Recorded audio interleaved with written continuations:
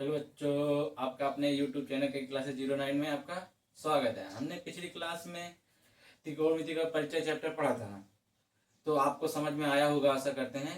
और उसके आज आगे का चैप्टर पढ़ेंगे त्रिकोणमिति के कुछ अनुप्रयोग, और साथ में इसकी कुछ परिभाषाओं को देखेंगे। उसके बाद प्रश्नावली को देखेंगे। ठीक, और आपको वीडियो पसंद आए तो लाइक और सब्सक्राइब जरूर, चैनल सब्सक्राइब जरूर कीजिए, क्योंकि आपको समय समय पर वीडियो आपको मिलेंगी। ठीक है, चलो क्लास को स्टार्ट करते हैं। ठीक,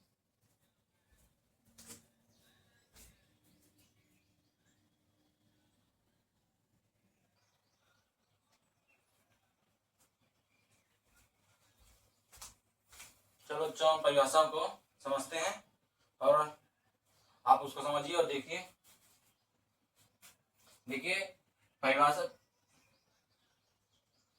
उन्नयन कोण।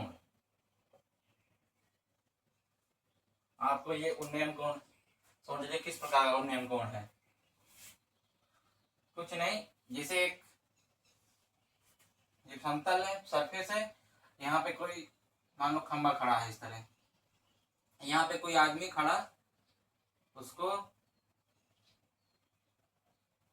देख रहा है। खंबे के किसको? शिखर को। एक आदमी यहाँ पे खड़ा खंबे के शिखर को, कुछ दूरी पर खड़ा खंबे के शिखर को देख रहा है और देख रहा है और इसके आंख से खंबे के बीच क्षैतिज रेखा खींचते हैं। आंखों से,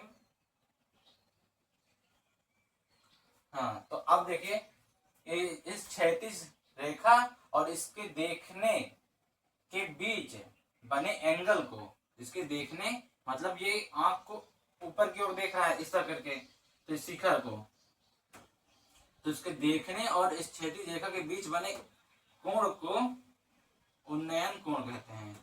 क्या कहते हैं? उन्नयन कोण।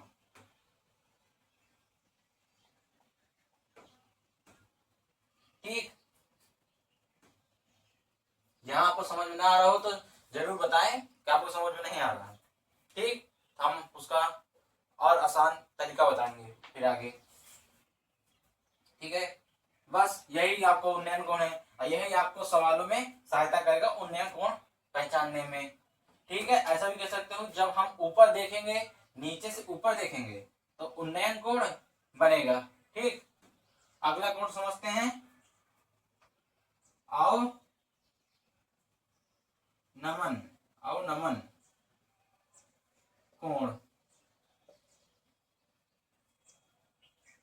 अवनमन कोण,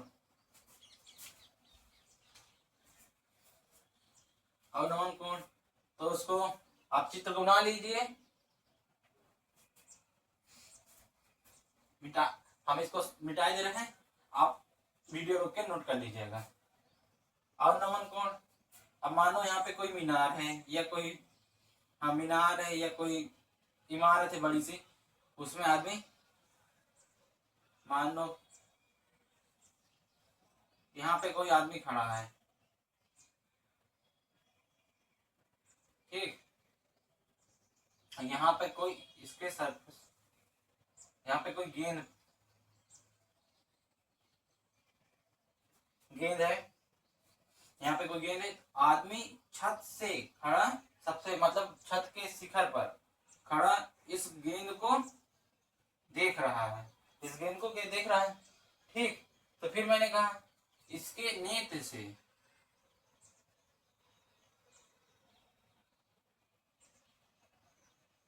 इसके नेत्र से बने एक क्षैतिज रेखा, हमने सीधी क्षैतिज रेखा खींची। ठीक, और इसके देखने के बीच बने एंगल को, ये नीचे की ओर देख रहा और इस क्षैतिज रेखा है, तो इसके बीच बने एंगल को क्या कहेंगे? अवनमन कोण कहेंगे। अवनमन कोण कहेंगे। ठीक, ऐसा कह सकते हो जब हम ऊपर से देखेंगे नीचे तो अवनमन कोण बनेगा, ऊपर से नीचे देखेंगे तो अवनमन, और नीचे से ऊपर देखेंगे तो उन्नयन कोण बनेगा। किसके साथ? क्षैतिज रेखा के साथ। जब हमको क्षैतिज रेखा खींचनी पड़ेगी आपको समझने के लिए, इसलिए हमने यहाँ पे खींच दी। आपको ऐसा समझ नहीं आएगा कि अवनमन कोण कहाँ बन रहा है, तो ये बन रहा है। ठीक, चलो इसको नोट कर लो चित्र को, फिर हम इसके आगे बताएं।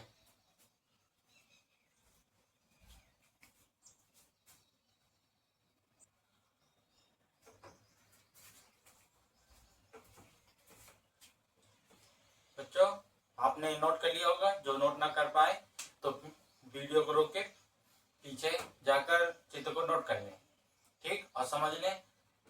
और हम चलो उसी के आधार पर हम इस सवाल को समझाते हैं। देखिए यहाँ पे अभी हमने क्या पढ़ा, उन्नयन कोण, उन्नयन कोण पढ़ा। तो अब इसमें भी उन्नयन कोण कितना दिया, 45, ठीक। तो पहले यहां से पहले मतलब 1.5 मीटर लंबा एक प्रेक्षक एक चिमनी से 28.5 मीटर दूरी पर क्या खड़ा है, उसकी आंखों से चिमनी के शिखर का उन्नयन कोण 45 है। चिमनी की ऊंचाई ज्ञात करो। तो कह रहा है एक आदमी खड़ा है, मान लो ये कोई चिमनी है,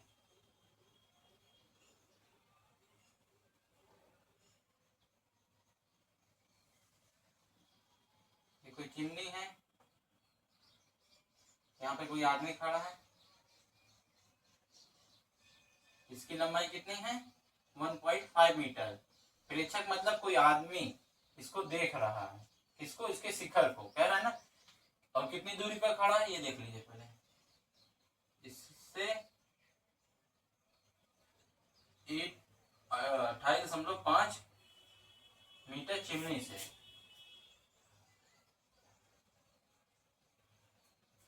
ठीक। तो इस आदमी की लंबाई कितनी दी है 1.5 मीटर, और ये भी मीटर में है, ठीक।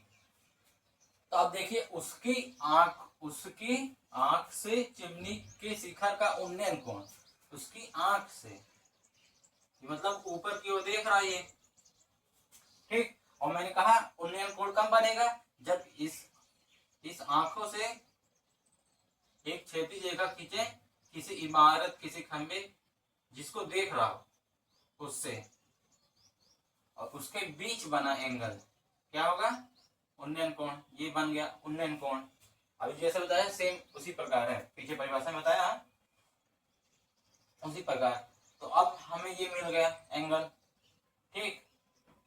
तो अब हम क्या कह रहा है कि चिमनी की ऊंचाई ज्ञात करो, चिमनी की ऊंचाई ज्ञात करो।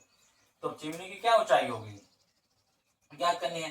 तो अब देखो यहाँ पे हमें इस व्यक्ति की दी है ऊंचाई, और ये बेस दिया है, बेस मतलब आधार दिया है। तो अब ये बताओ, ये आधार नीचे वाले सरफेस का है, तो इसके सर से भी तो उतना ही सरफेस होगा, मतलब बेस होगा, आधार होगा। यहां से या पैर से देखो या उसके सिर से देखो, बीच की दूरी तो बराबर ही होगी, ये जितनी सेम है। तो अब ये भी तो 28.5 होगी, ये क्षैतिज रेखा जो खींचे हैं इसकी बीच की जो दूरी है 28.5 होगी। तो अब इसमें हमें क्या आधार दिया है, तो आधार किस किस में होता है, साइन कॉस टेन में किसका आधार होता है, तो टेन थीटा में लंब बटे आधार होता है। अब हमें जैसे हम बाकी यूज करेंगे साइन कॉस में, तो उसमें कण भी होगा, लेकिन इसमें कण दिया नहीं और लंब में भी नहीं दिया, तो हमको फिर दिक्कत करेगा। तो हमको क्या करना है, लंब और आधार दिया है, तो इस फार्मूले से हमें लंब और आधार दोनों मिल जाएंगे। तो अभी देखो थीटा की जगह क्या दिया 45, 45 इक्वल लंब बटे आधार। तो लंब दिया नहीं, तो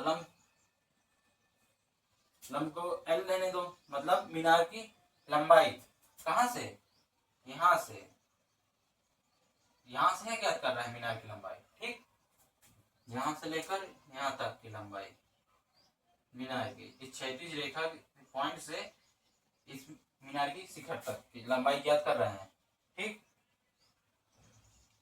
क्योंकि इसके बीच का एंगल यहां से स्टार्ट हो रहा है ना, इसके क्षैतिज रेखा से, इसलिए ऐसे में यहाँ से नहीं बन रहा है, इसलिए यहाँ से नहीं ज्ञात कर रहे। अब आधार दिया है, तो आधार कितना दिया है 28.5। अब 1045 का मान क्या होता है 1। 1045 का मान कितना था 1। एल आपने पिछली क्लास में पढ़ा होगा 1045 का मान। जिनको याद नहीं है वो पीछे जाके वीडियो में देखें किस प्रकार याद करना है और समझना है। देखिए इसके आगे सब, अब ये L बराबर क्या हो जाएगा 1 मल्टीप्लाई 28.5 वो 28.5, तो L बराबर 28.5 आ गया। ठीक, L बराबर 28.5। और यहां देखो ये 1.5 मीटर लंबाई दी है इसकी।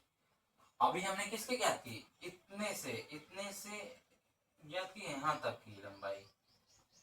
ठीक, अब हमको इसकी इतनी ज्ञात करनी होगी, और इतनी क्या है, इतनी दी हुई है प्रेक्षक की। अभी जो इतनी लंबाई, तो क्या इसके बराबर नहीं होगी, होगी ना। तो ये जो ये लंबाई है 1.5 मीटर, इसको जोड़ देते हैं किसमें,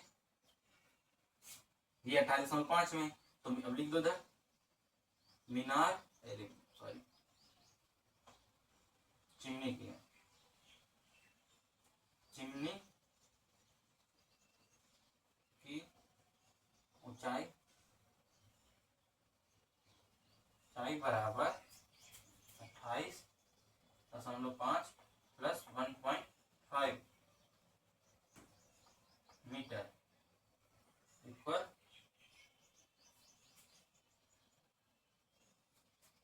ठीक।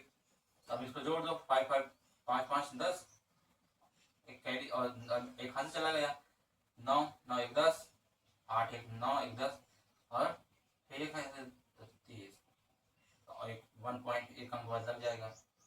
ठीक है, समझ। तो कितना है 30 मीटर चिमनी की ऊंचाई है। कितने मीटर 30 मीटर।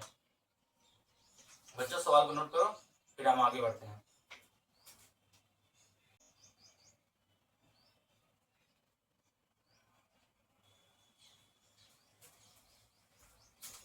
बच्चों आज के लिए इतना ही, फिर हम अगली क्लास में मिलेंगे।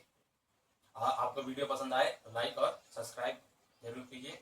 ठीक है, चलो हम अगली क्लास में आपको मिलते हैं।